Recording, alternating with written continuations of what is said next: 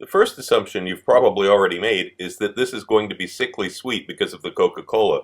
While there is a little sweetness, there's also a lot of savory flavors going on. The reason's explained in Volume 3 of my cookbook series, but right now all you need to know is that this makes a killer side dish for barbecued foods. It's like the American equivalent of sweet and sour cabbage, which is hugely popular across Europe. This is also a great ingredient to use in other dishes, as I'll be showing in upcoming videos. Have the ingredients here lined up. I've got 450 grams of red onions, which I'm going to cut into rings in just a couple of minutes. The bay leaf, 100 grams of tomatoes. I'm using regular American Coca-Cola for this. I actually prefer the German Africola. It works a little bit better if you can get it. I couldn't find any here in Russia right now. Usually it's around, but somehow it's not around right now. The red wine vinegar, the salt, and the paprika. Very simple list of ingredients for this. Beginning with a very large non-stick pan, and I'm going to put about 15 milliliters, about a tablespoon of the oil in that. And I'm going to begin, and you turn over all of the pieces of tomatoes so that the skin side is down. The heat's on number 6 out of 10, and just leave it sit here. Don't keep stirring it around. Just leave the tomatoes sit there until the skin begins to caramelize a little bit. That's the first step. And while the tomatoes are cooking, you cut your onions into rings that are somewhere around 5 millimeters thick. You know, they can vary quite a bit. It's still okay. Just don't have really thick ones or really thin ones. The thin ones will burn and the thick ones won't cook. After 8 or 9 minutes, you can check the bottom. You can see there's some blistering that's happened on the skin. That's good. Now I'm going to do is remove these to a little dish. We're going to add these back in later on. Now, add the rest of that oil, just about 30 grams, 30 milliliters, something like that. Swirl it around a little bit, make sure the bottom's coated, and then we're going to add all of those sectioned onions. The sliced onions go in and begin moving them around to break up the rings a little bit. You can tap on them a little bit. As they cook, they'll separate.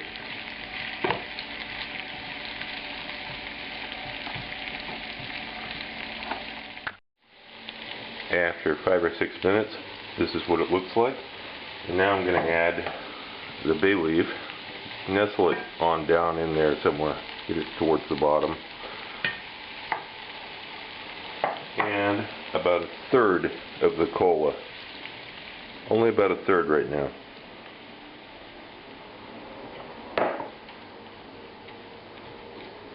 Just like that. And we're going to continue cooking it. Stir it once in a while. Don't stir it too often.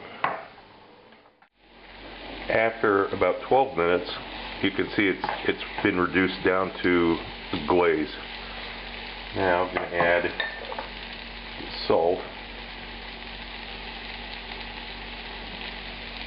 Sprinkle it evenly.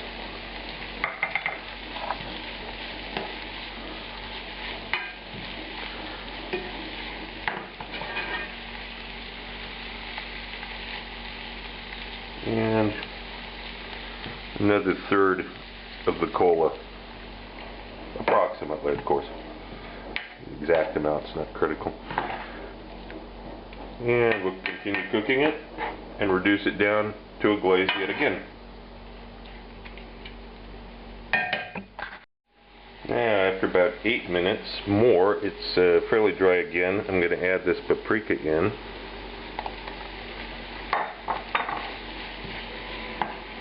And then the rest of the cola is the last of the cola.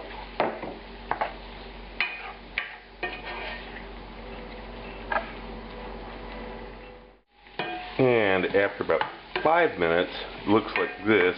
It's not completely a glaze again. There's some liquid there, but it's kind of juicy, I guess would be a good description for it. Now I'm going to add these tomatoes back in finally. And the red wine vinegar.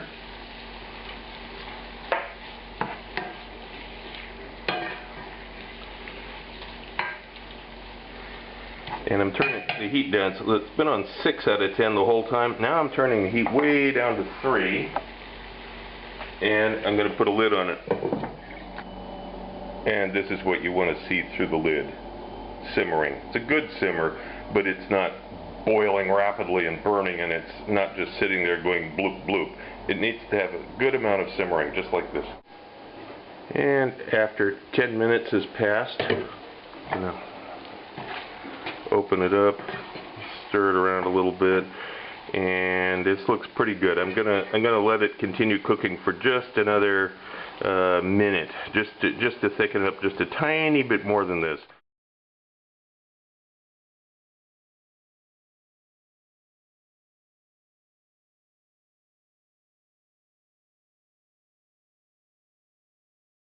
I'm very pleased to announce the release of Volume 3, The Focus on Food Chemistry.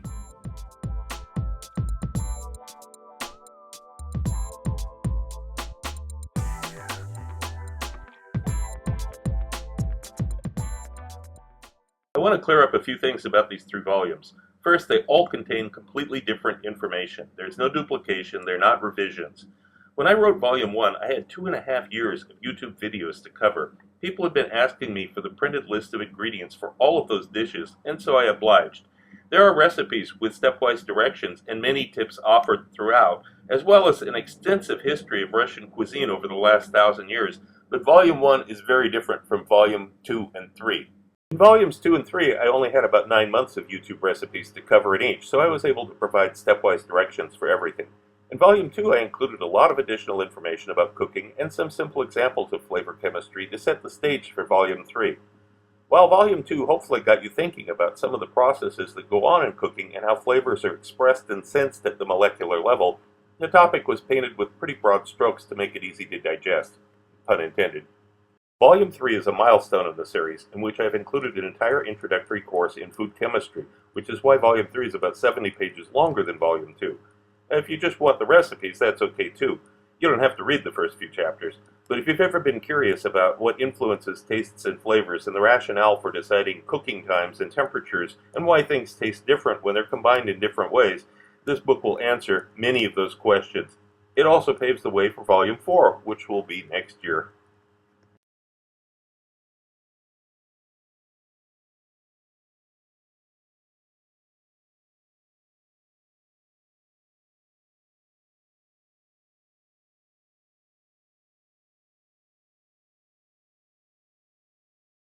If you want to know more about my adventures as a chef around the world and have some great laughs along the way, be sure to check out the video tour of my book, 40 Years in One Night. It's up on YouTube right now. Click the link. Also look for my cocktail book, Cocktails of the South Pacific and Beyond, Advanced Mixology, available through Amazon online.